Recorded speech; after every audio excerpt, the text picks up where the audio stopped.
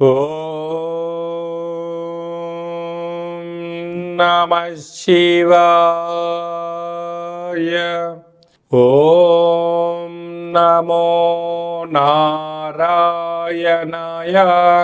కర్మ నివారణ, నరదృష్టి నివారణ, కాళభైరవాయై నమో నమః.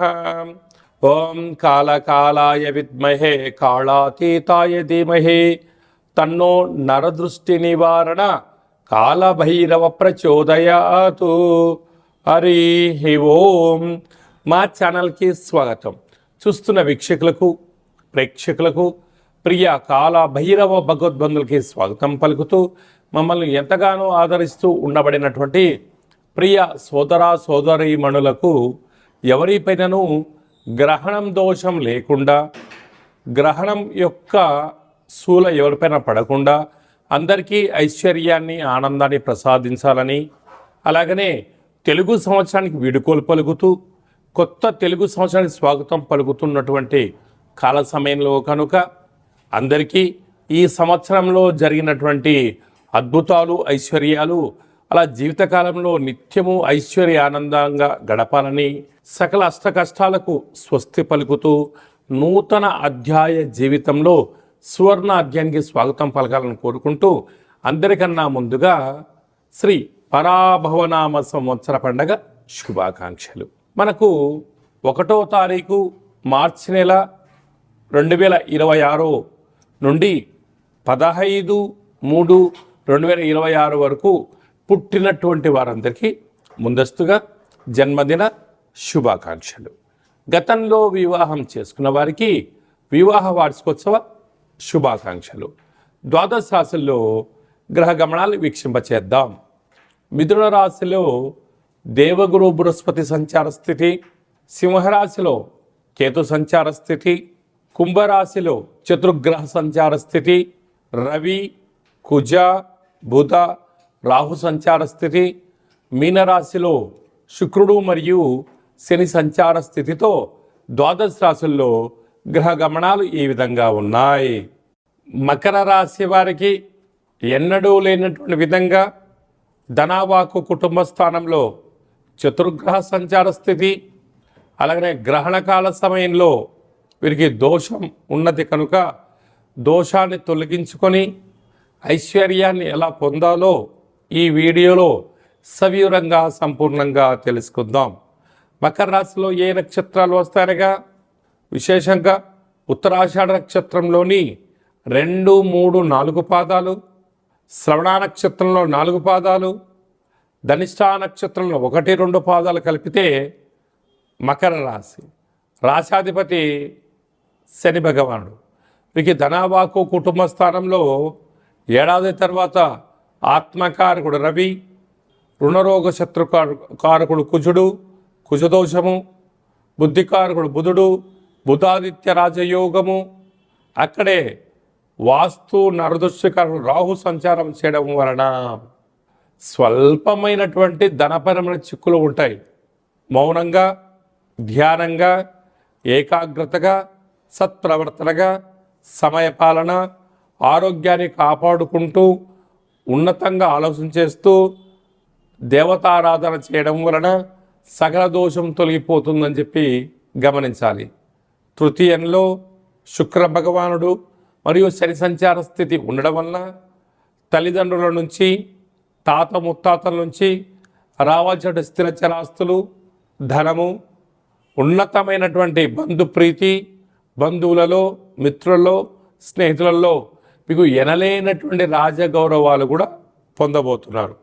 అదే కాకుండా 6వ స్థానంలో గురు సంచార స్థితి ఉన్నప్పుడు విద్యార్థులు వీలైనంత వరకు ఏకాగ్రతగా చదువుపైన దృష్టి సాధించండి. ఇది అసలే పరీక్షాకాలం కనుక సమయ పాలన కూడా అవసరం. అష్టమంలో కేతు సంచార స్థితి ఉన్నప్పుడు చిన్న చిన్న విషయాలకు ఆందోళన, నన్నెవరూ పట్టించుకోవట్లేదు, నన్నెవరూ పొగడడం లేదు, నన్నెవరూ పట్టించుకోవడం లేదు అని చెప్పి అనుకుంటూ ఉంటారు. అక్కడే గ్రహణం కూడా సింహరాశిలో జరుగుతుంది కనుక దయచేసి ఈ యొక్క మకరాశి జాతకులు గ్రహణాన్ని చూడవద్దు.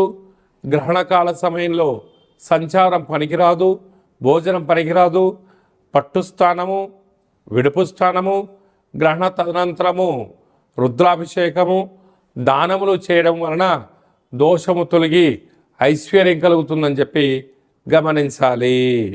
మార్చి నెలలో ప్రథమార్థంలో ముఖ్యమైన పండగల గురించి క్లుప్తంగా, సవివరంగా, సంపూర్ణంగా తెలుసుకుందాం. మనకు 3వ తారీఖు 3వ నెల 2026వ సంవత్సరంలో మనకు చంద్రగ్రహణం జరుగుతుంది కనుక చంద్రగ్రహణము మధ్యాహ్నము 3 గంటలకు ప్రారంభమయ్యి సాయంత్రం 7 గంటల వరకు కొనసాగుతుంది కనుక 3 గంటల ముందరలోనే భోజనం చేయాలి కనుక 11 గంటల లోపనే అందరూ భోజనం చేయండి.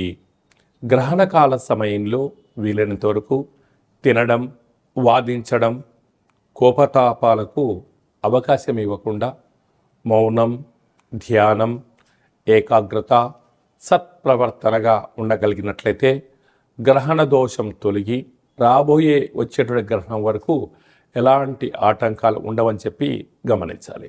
గ్రహణ కాల సమయంలో నిల్వ ఉండబడిన వస్తువులను ఆ రాత్రి కానీ మరుసటి రోజు కానీ దయచేసి భుజించవద్దు. నిల్వ ఉండబడినటువంటి పదార్థాలలో దర్భను వేసి ఉంచండి.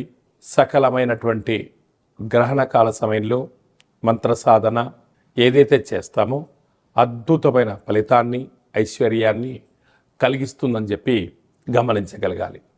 11వ తారీఖున పాల్గొన మాస బహుళ అష్టమి అంటే ఈ తెలుగు సంవత్సరాదిలో చివరి అష్టమి కనుక ఈ సంవత్సరంలో జరిగినటువంటి అష్ట కష్టాలను తొలగించుకొని రాబోయేటువంటి శ్రీ పరాభవనామ సంవత్సరానికి స్వాగతం పలుకుతున్న కాల సమయంలో ఇంటిలో శుద్ధి పెట్టుకొని నింబకుస్మ దీపాన్ని కానీ, నారికేల దీపాన్ని కానీ, అలా కుష్మాండ దీపాన్ని కానీ పెట్టి కాళ్ళ భైరవ స్వామి యొక్క స్మరణ, ధ్యానము చేయగలిగినట్లయితే సకల అష్ట కష్టాలు తొలగిపోయి ఈ సంవత్సరంలో మనపైన ప్రసరించినటువంటి నరదృష్టి, శత్రు ప్రభావాలు అన్నీ తొలగిపోతాయని చెప్పి గమనించాలి.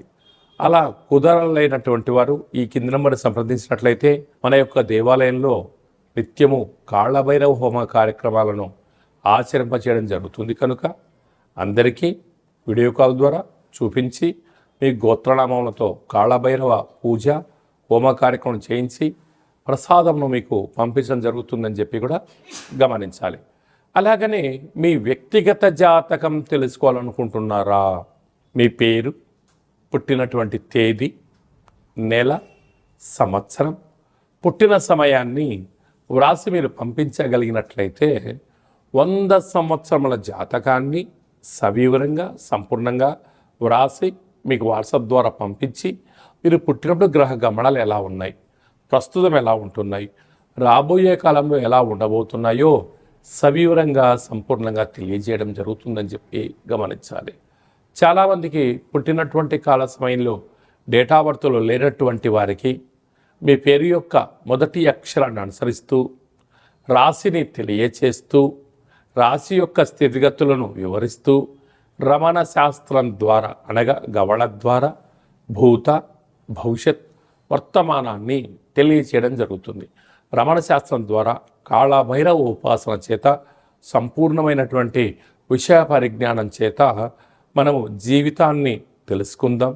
జాతకంలో ఉండబడినటువంటి ఆటంకాలను తొలగించుకుందాం. జాతకంలో ఉండబడిన యోగాన్ని తెలుసుకుందాం. ఆనందకరమైన జీవితాన్ని పొందుదాం అనేటువంటిది చిన్న విన్నపం. కనుక ఈ కింది నెంబర్ సంప్రదించి అపాయింట్మెంట్ తీసుకొని సంప్రదించగలరు. అందరికీ శుభాన్ని, జయాన్ని, ఐశ్వర్యాన్ని ప్రసాదించాలని ఈ తెలుగు సంవత్సరానికి వీడుకోలు పలుకుతూ కొత్త సంవత్సర కాలం సమయంలో అందరికీ ఆనందాన్ని ప్రసాదించాలని మనసారా మనం కూడా మరొక్కసారి కాళభైరవ స్వామి వారిని కోరుకుంటూ ఆశీర్వచనం. శతమానం భవతి శతాయు పురుష సతేంద్రియ ఆయుష్యేవేంద్రియే ప్రతిష్టతి ధనం ధాన్యం బహుపుత్రలాభం శత సంవత్సరం దీర్ఘమాయు సర్వే జనా సుఖినో భవంతు లోకా సమస్తా సుఖినో భవంతు సర్వం కాళభైరవ దేవతార్పణమస్తు. హరి ఓం. ఈ వీడియో మీకు నచ్చినట్టయితే మా ఛానల్ని సబ్స్క్రైబ్ చేసుకోండి, లైక్ చేయండి, షేర్ చేయండి. భగవద్బంధులకు మిత్రులకు స్నేహితులకు చేరవేసి హిందూ ధర్మాన్ని కాపాడండి.